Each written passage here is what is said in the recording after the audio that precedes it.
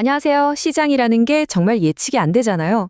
그럴 때 내 소중한 자산 어떻게 지켜야 할까요?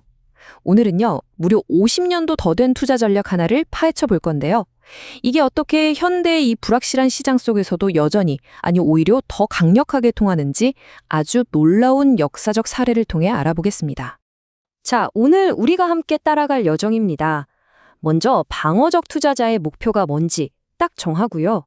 그리고 1964년에 한 전략이 엄청난 시장의 반전을 어떻게 이겨냈는지, 그리고 그게 오늘날 우리에게 어떤 실용적인 팁을 주는지 차근차근 짚어볼게요.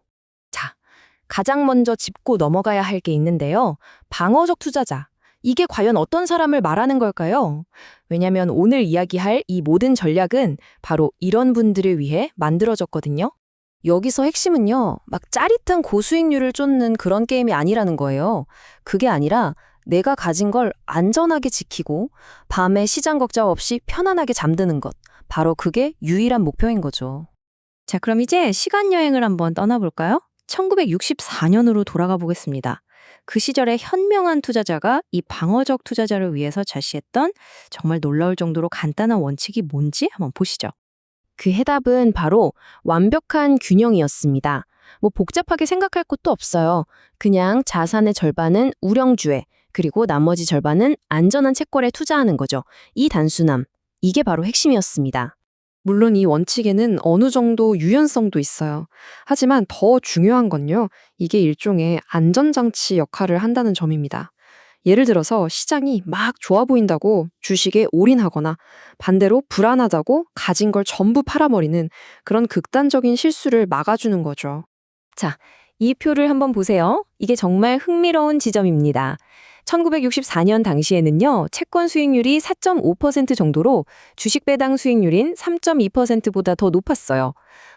상식적으로 생각하면 채권에 더 많이 투자해야 할 것 같잖아요. 그런데 이 전략은 그럼에도 불구하고 주식이 가진 장기적인 성장 가능성을 절대 놓치면 안 된다라고 말하고 있는 겁니다.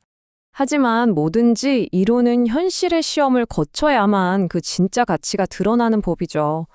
지금부터 이렇게나 건전해 보였던 전략이 과연 어떤 예상치 못한 폭풍우를 만나게 되는지 한번 따라가 보겠습니다. 그리고 그 뒤로 7년 동안 시장은 모두의 예상을 정말 완벽하게 뒤엎어버립니다.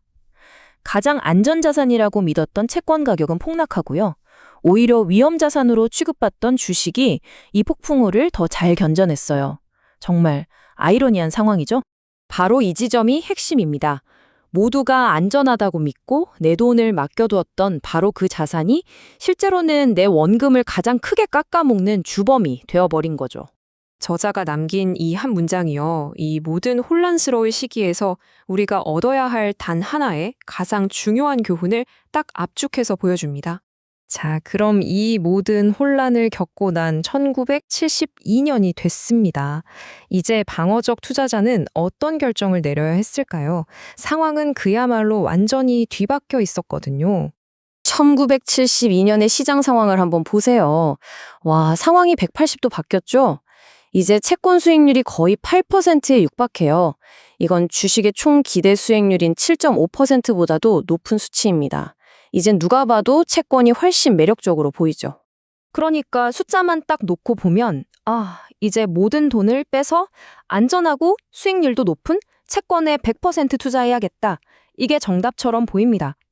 하지만요, 바로 여기서 이 전략의 진짜 지혜가 드러나기 시작합니다. 저자는 이렇게 명백해 보이는 결론에 단호하게 아니라고 말합니다. 그리고 눈앞의 숫자보다 훨씬 더 중요한 절대 변치 않는 원칙을 지켜야 하는 세 가지 이유를 제시하죠. 핵심은 이거예요. 미래는 그 누구도 알 수 없다는 겁니다. 예를 들어 갑자기 엄청난 인플레이션이 닥쳐서 채권의 실질 가치를 휴지 조각으로 만들어버릴 수도 있고요. 반대로 누구도 예상 못한 경제 호황이 와서 주가가 폭등할 수도 있죠. 이 모든 가능성, 그러니까 우리가 모르는 미래 때문에 한쪽에 모든 걸 거는 건 그냥 도박일 뿐이라는 겁니다. 그래서 우리는 결국 다시 처음에 그 단순한 원칙으로 돌아오게 되는 겁니다. 균형을 맞추는 것. 이 균형 잡힌 포트폴리오는 시장의 변덕으로부터 우리를 지켜줄 뿐만 아니라 미래를 예측하려는 우리 자신의 오만함으로부터 우리를 지켜주는 최고의 방패인 셈이죠. 자, 그럼 이 지혜로운 원칙을 오늘날 우리가 어떻게 실천할 수 있을까요? 모든 방어적 투자자분들을 위해서 아주 간단한 3가지 실천 방법을 알려드릴게요. 이 3가지 방법의 공통점이 뭔지 아시겠어요? 바로 투기적인 예측이나 감정에 휘둘리는 결정을 원천적으로 차단해준다는 겁니다. 펀드로 쉽게 분산하고 필요하면 전문가의 도움을 받고 또 정액매수 적립식으로 꾸준함을 지키는 것. 이게 바로 방어적 투자자가 원칙을 지키는 가장 확실한 길입니다. 결국 이 모든 역사적 교훈이 우리에게 말해주는 건 단 하나입니다. 중요한 건 예측이 아니라는 거죠. 중요한 건 어떤 상황에서도 흔들리지 않는 원칙과 준비입니다. 자, 그럼 마지막으로 여러분께 이 질문을 던지면서 마무리하겠습니다. 시장 예측이 불가능하다는 걸 인정한다면 여러분의 재정적 결정을 이끄는 절대 깨지지 않는 원칙은 무엇인가요?